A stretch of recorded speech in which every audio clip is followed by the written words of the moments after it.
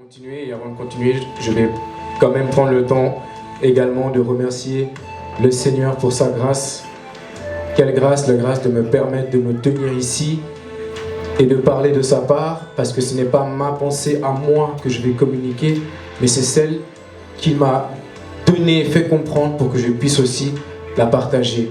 Et il a utilisé le pasteur Regan pour m'enseigner cette parole. Voilà pourquoi je tiens aussi à le remercier pour la confiance qu'il me donne de me tenir devant vous, et le soutien du pasteur Paul Elie qui ne manque jamais. Quand nous organisons des événements, il vient toujours, il prend toujours le temps de se déplacer pour nous soutenir, et ça, c'est pas tout le monde qui le fait. Donc merci encore, pasteur. Et bien entendu, ma sœur et servante Zina Grace qui, avec moi, s'est préparée, qui m'a soutenu aussi. Et merci aussi pour le message, c'était magnifique. Alléluia. Et à vous également qui avez répondu à l'invitation, merci encore pour votre présence. Alors, nous sommes donc dans notre thème, la plus grande nouvelle de l'Évangile, partie 4, n'est-ce pas? Et hier, j'avais commencé mon message en donnant un sous-thème, mais aujourd'hui mon sous-thème est différent. Mon sous-thème du jour, c'est nos paroles. Nos paroles sont vivantes. Alléluia. Amen. Je répète, le sous-thème pour le message d'aujourd'hui, c'est nos paroles sont vivantes. Alléluia. Donc on entre dans la partie 2. Et juste pour faire un bref rappel, avant d'aller plus loin, par rapport à certains points que j'avais donnés hier, j'avais commencé par donner le premier point qui était notre capacité de parler est un don fondamental. Un don. Dieu nous a donné le don de parler, et c'est un don qui est important parce que sans ce don, nous ne pouvons pas exprimer, nous ne pouvons pas parler. Et lorsqu'on ne peut pas parler, on ne peut pas non plus échanger nos pensées. Sans la parole, l'économie même n'existerait pas, parce que l'échange, c'est l'échange de pensées. Ce que je pense, ce que je dis, ça passe par la parole. Les contrats sont faits oralement et ensuite on les met par écrit, mais c'est valable juste quand tu parles. C'est suffisant. C'est donc un don important. Et la deuxième chose que j'avais ensuite dit, c'est que nos paroles viennent de notre esprit, c'est-à-dire notre cœur. La Bible aime beaucoup parler avec le terme du cœur, mais ça désigne notre esprit, notre vrai nous. Pas le nous de la tête, pas le nous qu'on présente parfois pour se... Vous savez, comme je disais dans l'exemple que j'avais donné, que quand on se présente pour un poste d'emploi, quand on se présente pour la première fois et qu'on veut faire bonne impression, on maquille notre personne, mais on peut le faire avec la tête. Et donc, on peut aussi mentir d'une certaine manière. Mais le cœur, c'est le vrai toi. Les paroles que tu dis avec ton cœur, ça te présente toi-même. Donc, nos paroles sont nous. Nous sommes nos paroles. D'accord? Donc ça, c'était ce que j'avais commencé par dire, et j'avais aussi précisé que les pensées sont une réalité spirituelle. Nos pensées, ce que nous sommes, c'est une réalité spirituelle invisible, mais qui prend une forme verbale. On met des mots pour dire. Voilà pourquoi l'expression dit « Est-ce que tu vois ce que je veux dire ?» Parce que c'est une réalité que mes mots décrivent, mais que tes yeux ne peuvent pas voir. Est-ce qu'on est ensemble? Je vais pas trop vite, mais en même temps, je rappelle simplement pour celles et ceux qui n'étaient pas là, je vous invite à écouter le message qui est toujours sur la page pour avoir les explications complètes. Alors aujourd'hui, suite à ça, donc notre sous-thème, c'est nos paroles sont vivantes. Et on va prendre Jean le chapitre 6, le verset 63, parce qu'aujourd'hui, on va lire quand même plusieurs passages, et ça, ce sera l'ouverture pour aujourd'hui. Jean le chapitre 6, le verset 63, dans la version idéalement parole de vie. Ce sera plus parlant pour moi et pour nous. Alléluia. Jean chapitre 6, verset 63. Oui.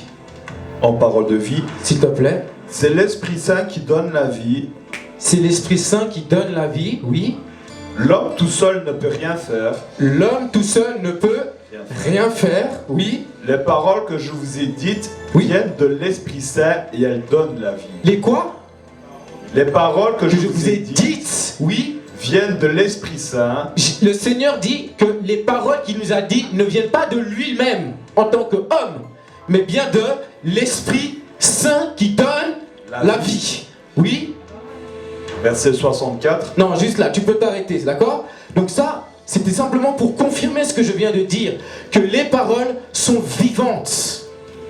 Alors, le troisième point de mon message, c'est que donc les paroles sont vivantes et donc, attention, je ne me perds pas, je vais juste respecter mes points.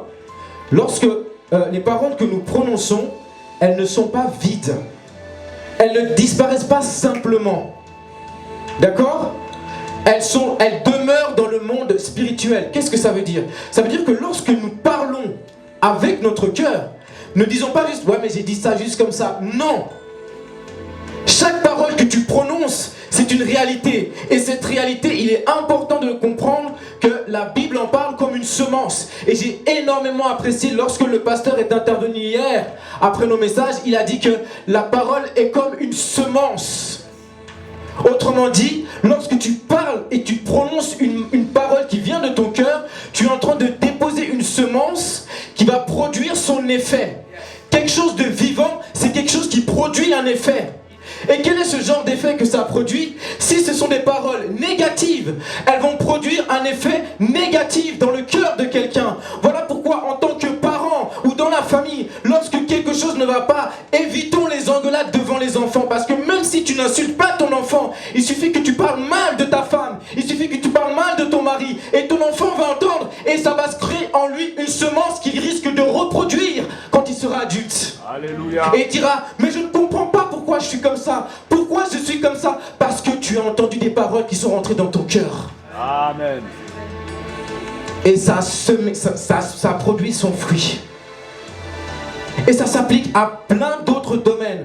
Voilà pourquoi on dit que les paroles s'envolent et les écrits restent. Non, ça c'est dans la réalité naturelle. Mais dans le monde spirituel, ça crée des racines.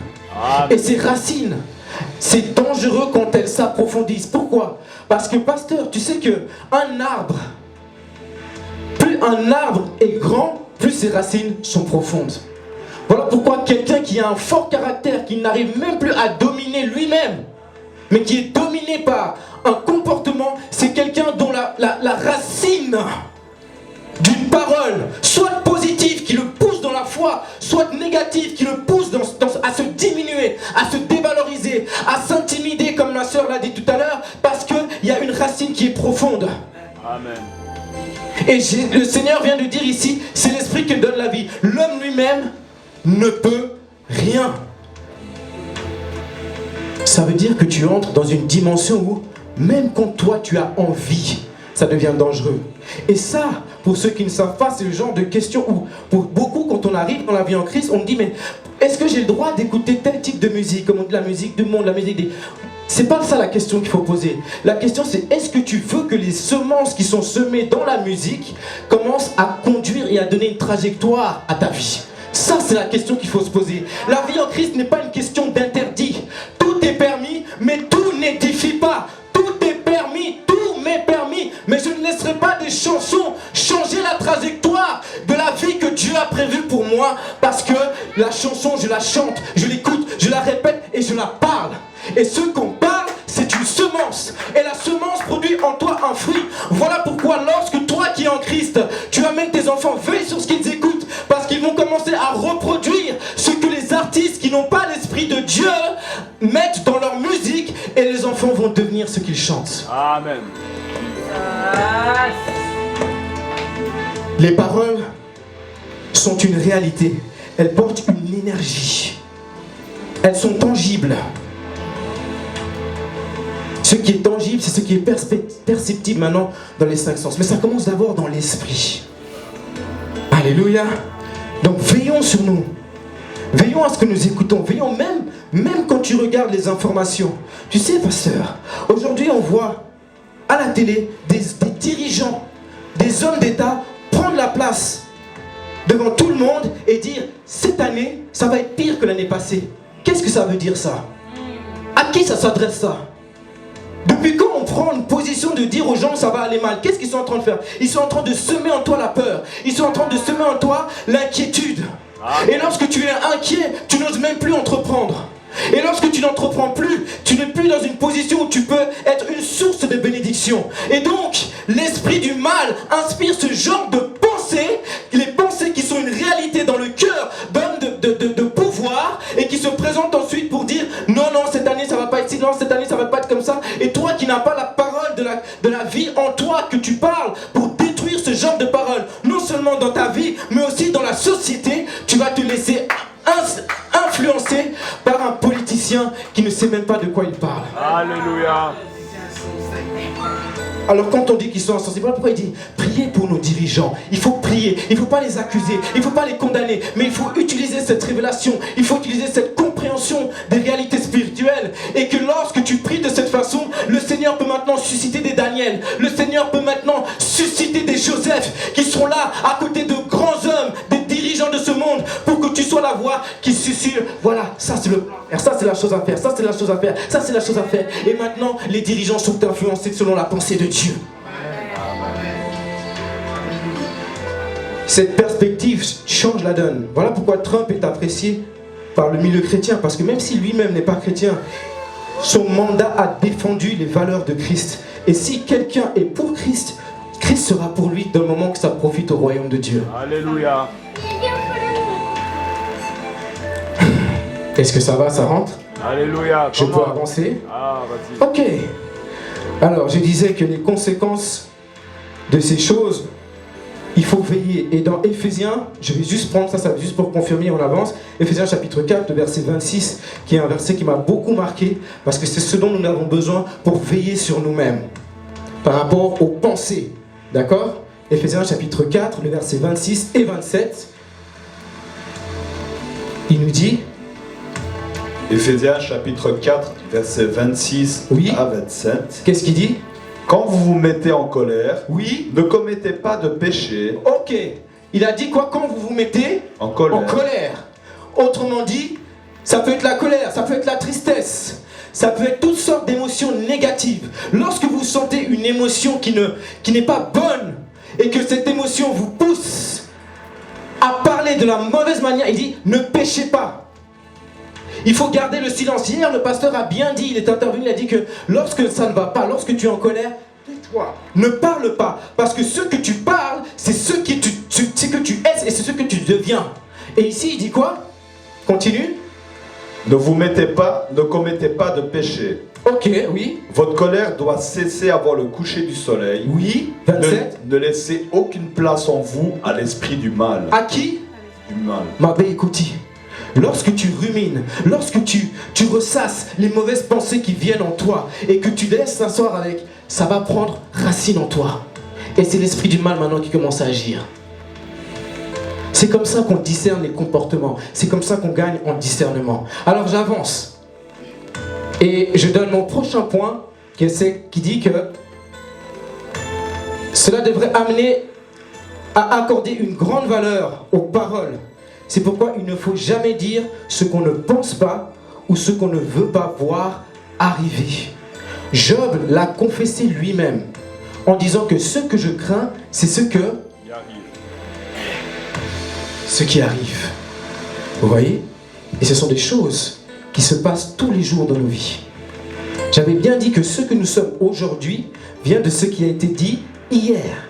Et donc, ce que tu veux être demain dépend de comment tu vas parler de toi aujourd'hui. Alléluia. Et c'est un moyen pour changer la trajectoire de ta vie. Alléluia, on est ensemble? Donc, prochain point, c'est ne pas parler négativement. Sur ce principe spirituel, tu récoltes ce que tu dis. C'est pourquoi il nous est dit de ne pas prononcer de paroles oiseuses et inutiles. Et ça, on le voit dans Matthieu, le chapitre 12, le verset 36 qu'on va lire. C'est simplement pour qu'on ait la confirmation, d'accord? Et lorsque l'on parle de paroles oiseuses, ce sont des paroles, comme je l'ai dit, inutiles. Quelque chose d'utile, c'est quelque chose qui va servir à un but. Et il y a des paroles que l'on peut prononcer qui ne servent à rien. Les paroles que nous prononçons doivent être des paroles qui édifient. Voilà pourquoi il nous engage dans la parole à dire que vous qui êtes saints, ne laissez pas dans votre bouche des paroles qui ne vont pas dans le sens d'édifier, de construire, d'amener du positif dans la vie de quelqu'un. Lorsque tu vois quelqu'un tomber dans l'échec, ne commence pas à prendre son erreur pour dire que voilà. Non. Ça, c'est pas la bonne chose à faire. Et qu'est-ce qu'il dit dans Matthieu 12, le verset 36 à 37 ? Il dit oui, je vous le dis, oui. Le jour où Dieu jugera les gens, ils devront rendre compte de toutes les paroles inutiles qu'ils ont dites. Oui. 37. En effet, c'est d'après tes paroles que Dieu dira si tu es innocent ou coupable. Ok, si tu peux juste me reprendre ce passage dans 8 secondes s'il te plaît.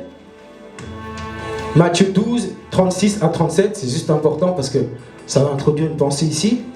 Donc 36 à 37 en 8 secondes. Oui. Je vous le dis, oui. Au jour du jugement, oui. Les hommes rendront compte de toute parole vaine qu'ils auront proférée. Oui. Car par tes paroles, tu seras justifié. Par tes paroles, tu seras quoi? Justifié, oui. Et par tes paroles, tu seras condamné. Ok. Nous avons 2 personnes dans la Bible. Le premier qui s'appelle Jacob.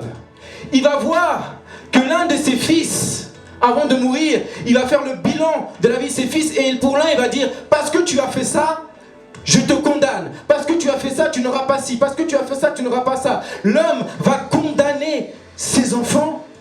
Alors que le même Jésus, qui a traité Pierre différemment, il dit que même si tu m'as trahi, ne t'inquiète pas Pierre, j'ai déjà parié pour toi, j'ai déjà parlé pour toi. Jésus a défendu, n'a pas condamné la vie de Pierre à cause de ses erreurs, là où Jacob a condamné la vie de ses enfants à cause de leur mauvais comportement. Voilà pourquoi notre exemple, c'est le Christ Jésus, parce que Jésus est la parole de la grâce qui nous apprend à parler en bien, même quand les gens font mal. C'est le Jésus qui nous apprend à nous traiter comme il faut, même quand nous n'agissons pas comme il faut. C'est le Jésus qui ne retire pas notre appel, même quand on défaillit dans notre foi. Par tes paroles, tu seras justifié. Par tes paroles, tu seras condamné. Ne condamne pas ton fils, ne condamne pas ta mère, ne condamne pas ton cousin, ne condamne pas ton pasteur. Ne prends pas exemple sur toutes ces personnes qui disent voilà, tel dans l'église, ils sont comme ça, alors comme ça. Non. L'église est un hôpital où on vient se soigner avec la parole. Amen. Alléluia. Alors j'avance maintenant. Mon point suivant, et c'est là que ça devient intéressant, c'est que la seule manière, je dis bien, la seule manière d'annuler ou de contrer des paroles déjà prononcées est de déclarer des paroles opposées ou plus puissantes.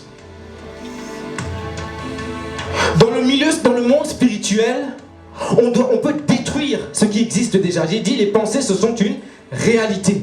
Alors pour agir à ce niveau-là, il faut maintenant parler et détruire. Et on va prendre un exemple dans Jérémie le chapitre 1, le verset 9 à 10. Et ça, j'aime beaucoup. Parce que c'est un verset qui m'avait aussi marqué à l'époque où j'avais reçu des enseignements à ce sujet. Et on voit comment le Seigneur, avec un exemple dans l'Ancien Testament qui s'applique aussi dans le Nouveau, traite les situations. Qu'est-ce qu'il dit Jérémie chapitre 1, le verset 9 à 10. Puis l'Éternel étendit sa main et toucha ma bouche. Oui. Et l'Éternel me dit, voici, je mets mes paroles dans ta bouche. Je mets mes paroles où? Dans ta bouche. Dans ta bouche. La parole est dans ta bouche et dans ton cœur. Oui.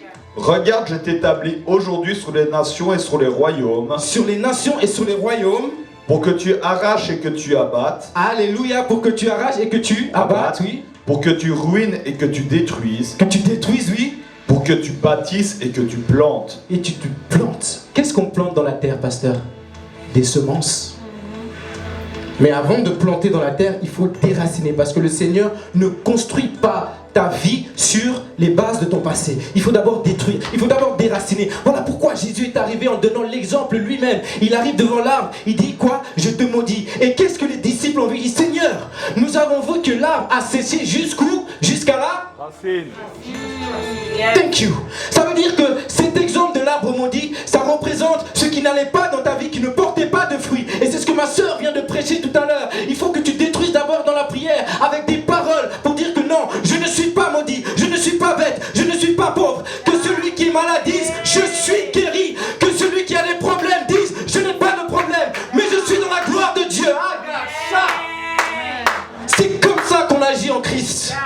Et c'est comme ça qu'on devient des hommes forts. Amen. Mon frère, applique cela dit, dis, je suis un homme bon. Ma femme est une femme bonne.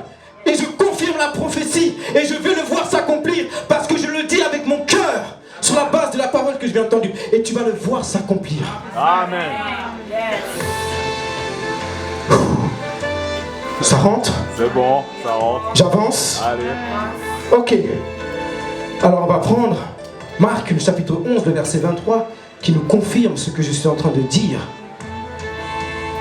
Oui. Dans 8 secondes toujours, Marc, chapitre 11, le verset 23, c'est pour avoir la confirmation. Marc chapitre 11, verset 23. Oui. Je vous le dis en vérité. Oui. Si quelqu'un dit à cette montagne, Si quelqu'un dit à ce problème, oui. ôte-toi de là et jette-toi dans la mer. Oui. Et s'il ne doute point en son cœur. S'il ne doute pas dans sa tête. Non, non, non, c'est pas ça qu'il a dit. S'il ne doute pas où? Dans son cœur. S'il ne doute pas où? Dans son cœur. De la parole de Dieu que je sers dans mon esprit, my God, oui. Mais crois que ce qu'il dit arrive. Oui. Il le verra s'accomplir. Parole de Jésus. Aïe, aïe, aïe, aïe, aïe, aïe. Si c'était un prophète, on allait dire ouais, mais voilà, c'est la. Non, non, non, pas, c'est parole de Jésus-Christ en personne. Oui. T'es arrivé au bout du verset? Yes. Ok. Alors j'avance.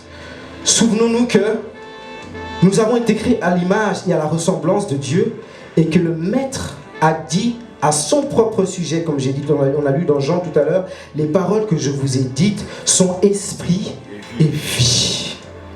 Alors, puisque le Seigneur accordait une grande valeur aux paroles, la différence entre les siennes et celle de toute autre personne, c'est que le Christ Jésus parlait la vie et il nous a donné l'exemple à suivre. Et Proverbe, le chapitre 18, le verset 21, c'est encore pour avoir une confirmation de ce que je suis en train de dire. Proverbe, le chapitre 18, verset 21, pour que l'on comprenne l'importance de parler. Et c'est quelque chose qui fait énormément défaut pour les personnes qui sont en Christ. Le monde applique sa sagesse comme il essaie de la comprendre. Mais pour nous, nous devons appliquer la sagesse selon la révélation que je suis en train de donner concernant les paroles qui sont vivantes. Et qu'est-ce qu'il dit dans Proverbe? Proverbe chapitre 18, verset 21. Oui. La mort et la vie sont au pouvoir de la langue. Oui. La mort et quoi? La mort et la vie sont au pouvoir de la langue. Oui. Quiconque l'aime en mangera les fruits. On mangera quoi? Les fruits. La vie et la mort sont au pouvoir du parler. Autrement dit, le message que je suis en train de dire, c'est pas une question d'économie, c'est pas une question de ta vie de tous les jours, mais c'est une question de vie ou de mort. Alléluia. Ça concerne ta propre vie. Et donc si tu ne laisses pas la place au Seigneur d'agir en parlant sa parole, alors à ce moment-là, Satan va maintenant arriver à prendre la place là où toi tu ne laisses pas la place à Dieu dans ta vie. Et c'est ce que le Seigneur ne veut pas. Pourquoi? Parce que lorsque même tu as des attaques, parce qu'on a tous connu ça, surtout au début de notre foi. Vous savez les paralysies nocturnes, hein? Quand tu es paralysé, pourquoi est-ce que tu n'arrives plus à parler? Pourquoi les oppressions démoniaques veulent empêcher les personnes de parler? Et toi-même tu sais, dans ton esprit, tu sais, je dois dire, tu n'arrives pas à dire juste Jésus. Pourquoi? Parce que la parole est vivante. Et lorsque tu prononces le nom de Jésus, la paralysie saute. Et je me souviens la dernière fois que ça m'est arrivé, ma soeur était dans le lit, elle me dit et j'ai dit juste lâche, et elle s'est libérée. Pourquoi? Parce que la réalité, la parole, elle est vivante. Alléluia. Et là, ça ne s'applique pas qu'aux paralysies nocturnes, ça s'applique à bien d'autres domaines. Pourquoi? Parce que Satan combat en provoquant des circonstances négatives. Le désir de Satan, c'est pas seulement que tu ne parles pas, mais c'est aussi de te détruire. Mais quelle stratégie il met en place? Il crée des circonstances. Il va essayer de t'attaquer. Comment? Le diable attaque par des maladies. D'accord? Toutes les maladies ne sont pas juste des choses qu'on attrape comme ça. Il y a des esprits de maladie. Amen. Et lorsque l'esprit de maladie s'en prend à ton corps, c'est pour que tu te sentes faible. Et lorsque tu te sens faible, qu'est-ce qui se passe? Tu te retires. Et quand tu te retires, qu'est-ce qui se passe? Tu deviens silencieux. Et ce n'est pas le silence dont j'ai parlé tout à l'heure dans Éphésiens, pour ne pas dire de mauvaises choses. C'est un silence où tu ne commences plus à parler la parole de Dieu. Et Satan est en train de te censurer. Amen. Satan est en train de censurer ta personne en écrasant ton moral. Et qu'est-ce que Psaume, le chapitre 83, le verset 1 nous dit? Ça nous révèle totalement vraiment pourquoi, quels sont les enjeux de parler. J'avais dit, vous êtes tous des dieux, vous êtes tous des fils de la lumière. Mais vous mourrez quoi? Comme des hommes. Comme des simples hommes. La parole que j'ai dit sont esprit et vie. Mais l'homme lui-même, l'homme seul, ne peut rien. Notre divinité se retrouve dans l'évangile. Amen. Psaume, chapitre 83, le verset 1. Et tu peux prendre en parole de vie, s'il te plaît. Là, c'est important. Parce que j'arrive dans le point culminant de mon message. Chant, psaume d'Asaph. Oh Dieu, ne garde pas le silence. Oh quoi? Dieu ne garde pas le silence. Oh Dieu, ne garde pas le silence. Le Dieu ici, c'est pas Dieu le Seigneur. Le Dieu dont on parle ici, c'est Dieu qui est en train de s'adresser à sa création. Merci, pasteur. Il parle de toi. Tu es un Dieu. Alléluia. Ok, qu'est-ce qu'il dit?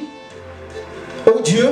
Oh Dieu, ne garde pas le silence. Oui. Ne reste pas tranquille sans rien faire. Aïe, aïe, aïe, aïe, aïe. Oui, qu'est-ce qu'il dit après? Voilà, tes ennemis s'agitent. Oui. Ceux qui te détestent se révoltent. Ceux qui te détestent se révoltent, oui. Ils préparent un complot contre ton peuple. Ils préparent quoi? Un complot contre ton peuple. S'il y a des complots, sache que cela ne viendra pas de moi, mais des esprits méchants dans les lieux célestes. Pourquoi? Parce que nous ne combattons pas contre des hommes, contre la chair ou contre le sang. On combat d'abord contre des esprits méchants. Les démons existent, Satan existe, et sache qu'il a aussi des projets de malheur afin de créer du désespoir en toi. Et lorsque les esprits méchants s'assemblent ensemble, ils disent ok, on va parler contre le pasteur, on va parler contre cette sœur, on va parler contre ce frère, on va faire des plans contre le serviteur Boris, et on va l'amener dans la souffrance, on va l'amener dans la déchéance, pour qu'il commence à se taire et qu'on n'entende plus parler de lui.